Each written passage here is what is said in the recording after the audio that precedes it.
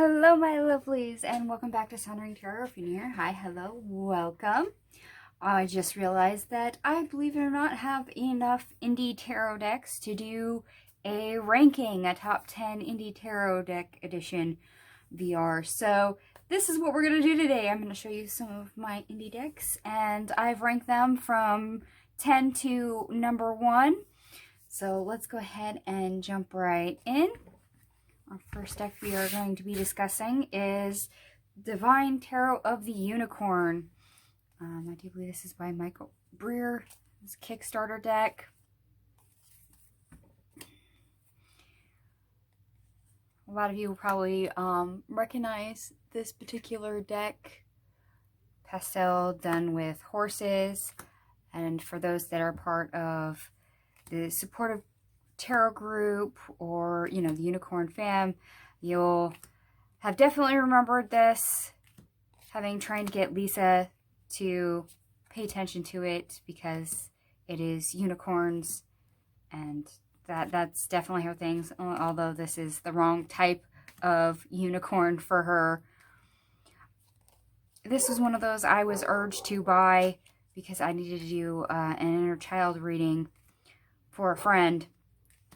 And pastels are not my aesthetic, like, never. So, this deck I kind of have a love-hate relationship with, but it's gotten better. I've discovered what its purpose is in my collection, so that has helped. It's actually not a bad deck. It took me a minute. And moving right on to deck number 9. And this is the Fantasy Garden Tarot. And this is by Dmytro Ryzak. This deck is from the Ukraine. It's a pip deck. And just like the Bloody Tears Tarot, it's done in ballpoint pen. Only this is done in like 7 different colors. And it has a nature theme. Like, some of these cards are really pretty. Look at that. For the Hangman. Hopefully you can see that without too much glare across it, because this deck does have, like, high gloss on it. Some of these are really pretty, like this.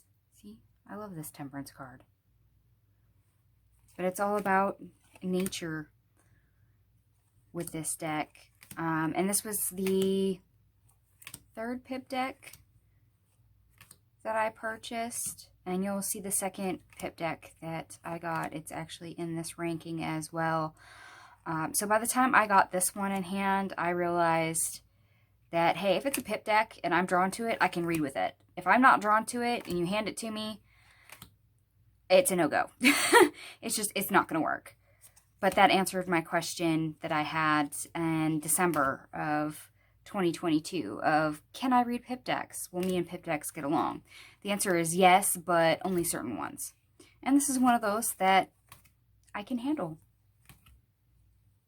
And I have to enjoy the fact that this is all ballpoint pen.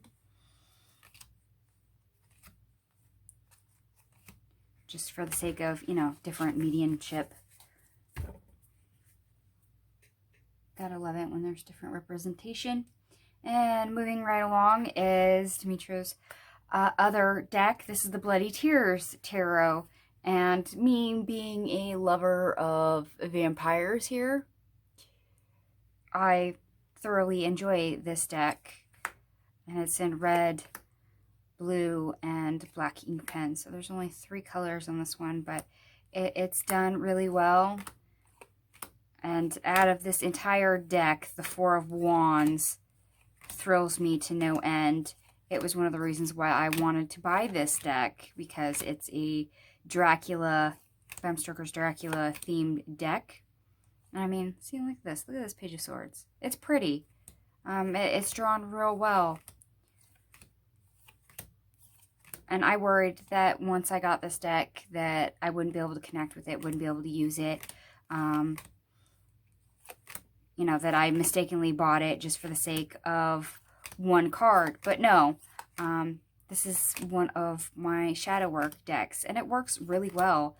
And in fact, believe it or not, I did use this just a few days ago for a client. I gave her a spirituality reading, and I clarified with this deck. So it's nice to have some variety, and like other, you know, shadow work decks, this one actually looks dark. This looks like kind of what most people think of when they think of a shadow work deck. Something dark, something dangerous, maybe morbid.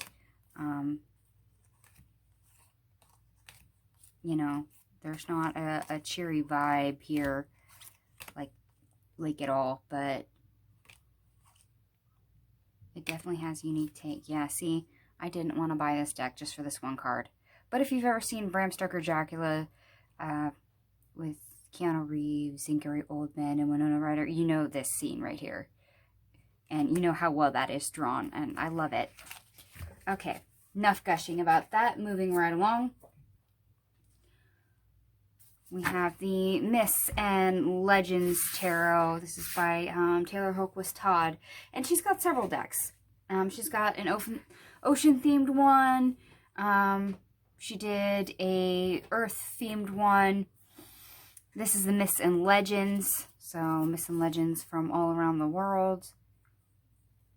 I can't remember. I think she might have another one. She's going to do one for each of the elements. But I like this. And I do love this Chariot, Viking Funeral. For history, I love the fact that this is different things on it. One of my favorite towers. And I have seen the Devil's Tower in person. So the fact that that made that as the tower thrills me to no end. I've got a lot of favorite cards from this deck. And Taylor's got a unique art style. Watercolor, paints, gel pens. I mean, she uses mixed media. And yes, her artwork has been known to be rather dark. And the fact this is Myths and Legends and it's a shadow work deck, it kind of all vibes for me. Speaking of Dracula, he's on the 5 of Cups. But some of this is really smart for a deck. And I do enjoy reading with it.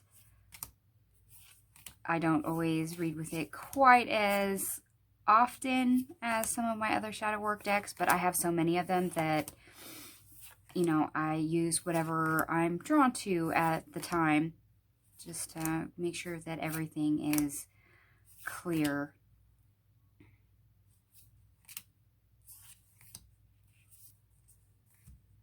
And it would be interesting if she ever did an oracle to pair with this deck. And as you can see, some of my edging is coming off. So that tells you how much I use this deck, because my gilded black edging is not exactly pristine anymore. And you're going to notice that on some of these decks that have edging, how much I use it. And moving right along, deck number 6 is the Unfolding Path Tarot. I only have this in the indie version. The mass market will be releasing soon. I've already gotten a nudge from my ancestors to acquire the mass market version. And this deck is modern, yes. I think this is my 3rd modern deck I purchased. But it's one that spoke to me, and it's in fact replaced my Heaven and Earth Tarot as my #1 spirituality deck, because this does have more mother energy. It's a more gentle feel to it. And I actually like the expressions in this deck. I did a walkthrough, and I've done a comparison between the Light Seers Tarot and the Unfolding Path Tarot, if you guys want to look it up on my channel, where I do the unfair deck comparison side by side. But like this, for the 3 of Wands, I love this 3 of Wands. It's fantastic.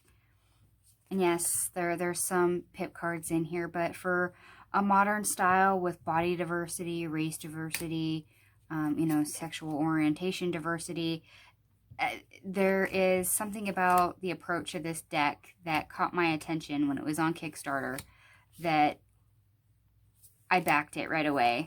this was a no-brainer for me. And I'm one of those people, I do not connect with modern decks like hardly ever. So when I find one that I do connect with, I usually really want it.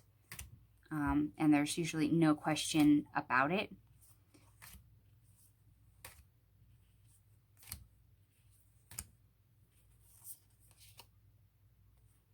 So I'm kind of glad this is going mass market. Not that I regret buying my indie version. I will keep it on the back burner just for, you know, nostalgia purposes. Keep it in reserved. Make sure I've got a good copy. And I do have other decks by this particular author as well. I have one of her oracles that I'm assuming will go mass market. And then I bought another oracle of hers that was out previous that was indie that went mass market. So it's not surprising that the tarot deck also went mass market now that she's produced one. So we'll see if I can continue to connect with multiple decks from this particular creator, because that doesn't always happen. And if for those of you out there who have an indie creator that you like, eventually you run into ones that you'll buy everything from that particular creator and then discover there's one that you can't connect to. It happens. All right. And deck number 5 is the Out of Hand Tarot by Jamie Sawyer. Matte finishing on this one for edging means that it's lasted quite a bit longer than the gilded edging.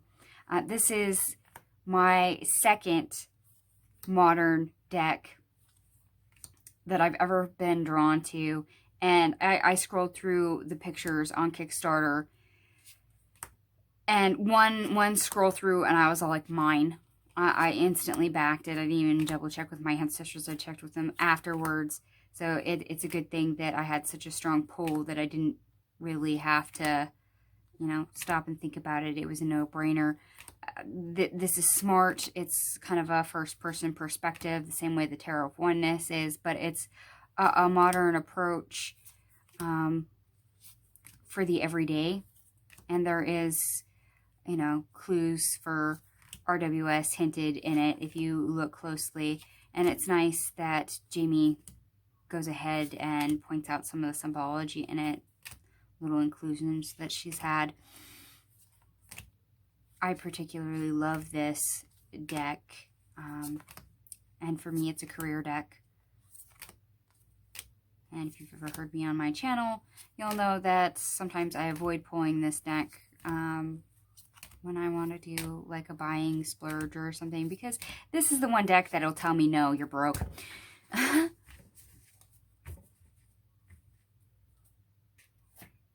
All right, and we're going to keep on moving to deck number 4. This is the Broke Tarot by Lamucci Design. Those of you who are on my channel recognize this backing, this flashy gold everywhere. And as you can see, my gilded edging on the sides is all wearing, you know, all wearing away. This is a shadow work deck. It's kind of, I guess you would say, old, almost Renaissance style art.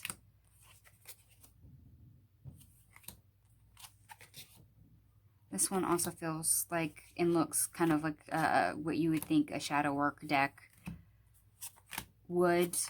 And this is probably my number 2 ranking shadow deck. And for my other one is a mass market that ranks number 1. So this is my top indie top indie shadow work deck versus the mass market. I use this quite often. It's a traditional RWS.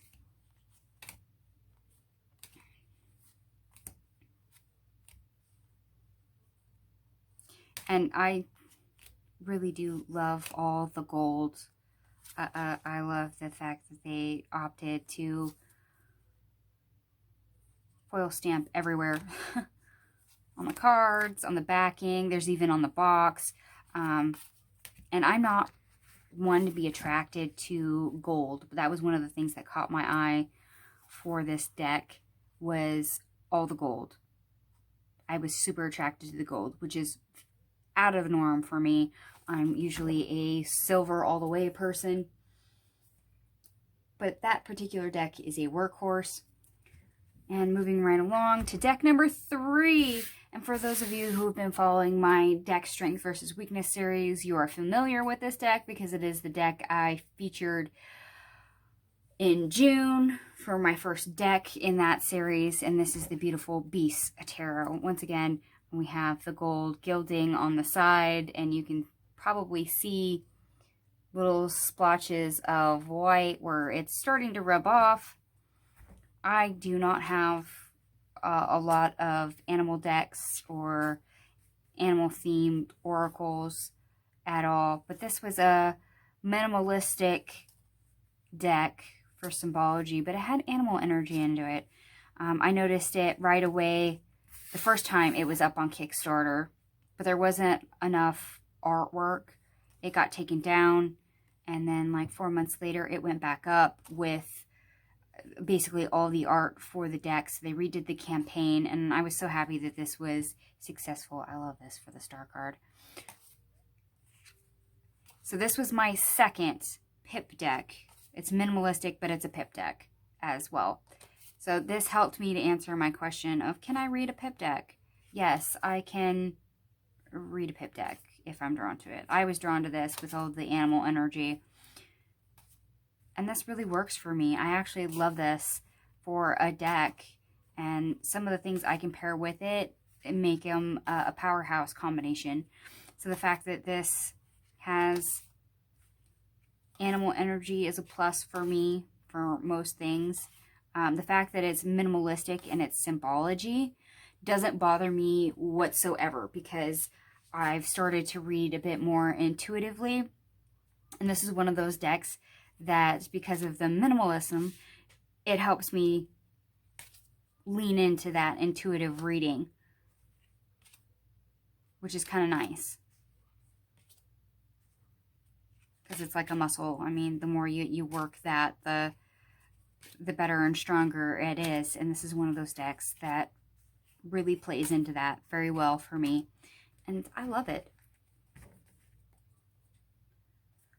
All right, moving right along to deck number 2. Wow, we're already at deck number 2. Believe it or not, this one still has all the gilded edging on it, despite heavy usage. This is the Golden Journey Luxury Edition by Destiny. I had to wait a couple extra months for this because the black core paper that they were going to print it on was going to diminish the coloration of the deck by like 20%. And as you can see, there's a lot of gold. And there's spot foiling, the spot gloss on it all over. And this is, yes, this is an AI deck for those of you that never saw it on Kickstarter. But if you look at these cards as I flip through it, this feels like its own little world. Unlike other AI decks, this feels cohesive.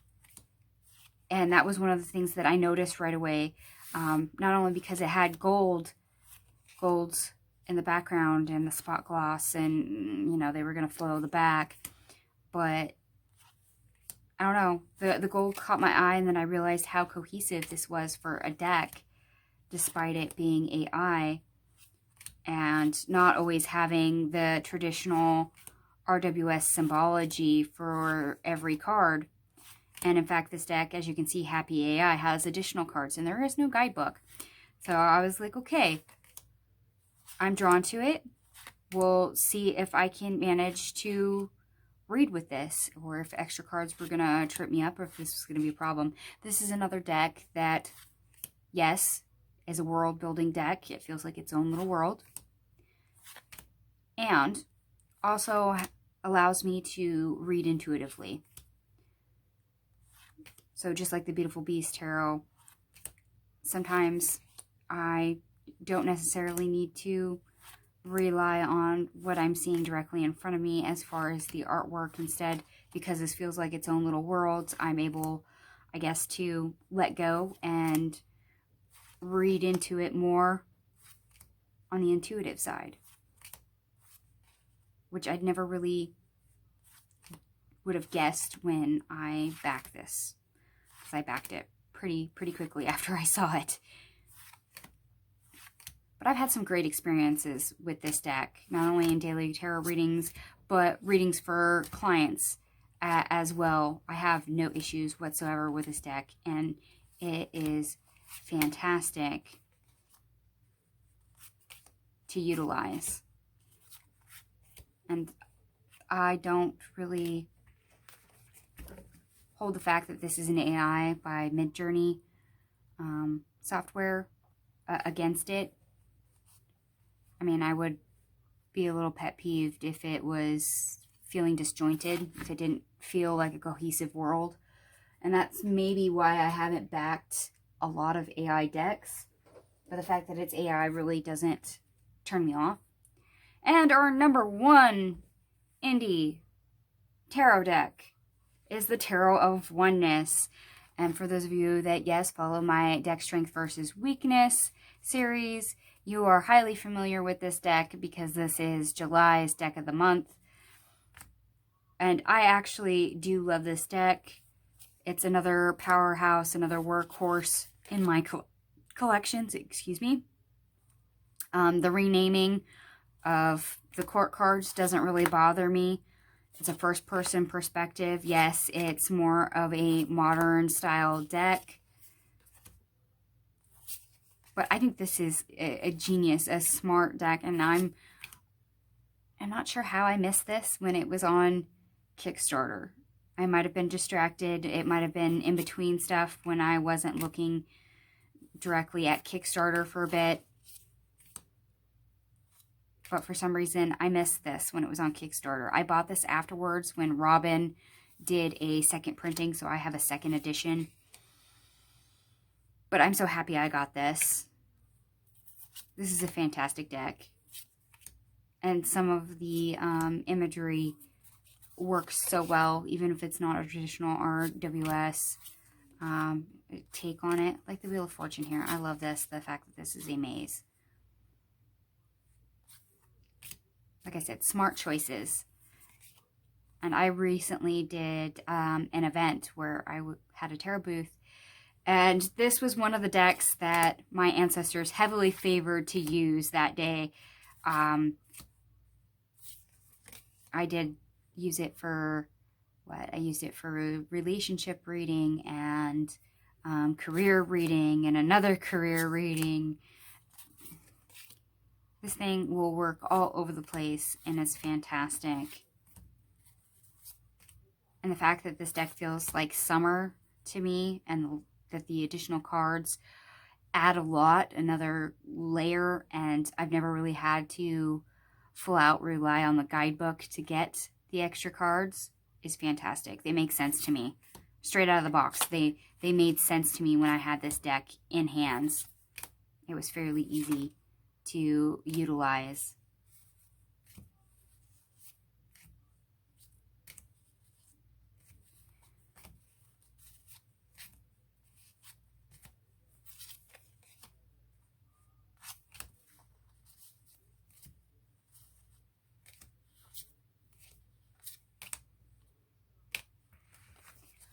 All right, my lovelies. That is all 10 decks, my top indie tarot edition.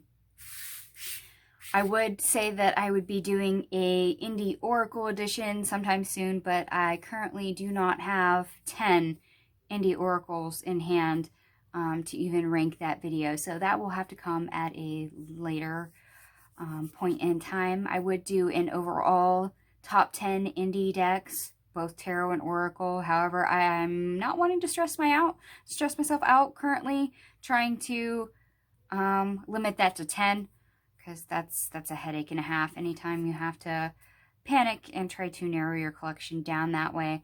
Maybe at some point in the future I will go ahead and stress myself out one day and try to narrow that list down. But for now, here we go. And if you've made it to this point so far, thank you so much for watching. I truly appreciate it. Look, go ahead and leave a comment for me down below. Which decks do you like? Which decks do you have? Which ones did you say no to? I mean, most of these are, well, they're all Kickstarter decks, so which ones did you pass on? Because I'm sure you've seen at least a few. All right, my lovelies, I'm going to go ahead and leave it here for today. Once again, thank you so much for watching, and I'll catch you guys later. Bye.